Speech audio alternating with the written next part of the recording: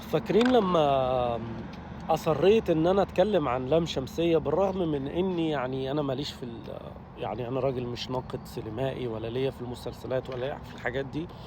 بس أنا شخص عندي باقدم محتوى وليا رأي يعني، وفي ناس بتشوف الفيديوهات بتاعتي، فكان لازم أتكلم عن موضوع مهم زي ده.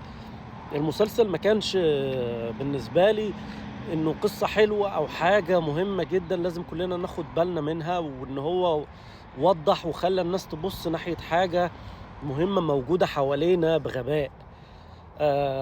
شُفت منتشر على الفيسبوك وعلى السوشيال ميديا قصة بتاعة الطفل اللي اتحرّش بيه المُدرِّس أو الشخص الكبير اللي عنده حاجة و70 سَنة، وإن المدرسة كلّها بيخبّوا على الموضوع والمديرة والمُدرّسين.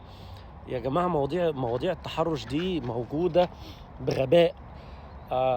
وإحنا كآباء يعني الناس لازم تركّز مع أطفالهم ومع أولادهم، لإن إحنا عايشين في عالم مش عالم وسخ يعني، مش عالم مثالي يعني. ممكن تشوفوا أشكال زي دي موجودة حوالينا في كل مكان وما تاخدوش بالكم منها يعني. متحرشين موجودين بغباء في الدول عندنا العربية. متحرشين في المواصلات، لحد الآن موجودين في الأسواق والمحلات التجارية، في المدارس. اللي زايد الطين بقى إن هو بقى التحرُّش بأطفال صغيرين، فلازم الناس تاخد بالها.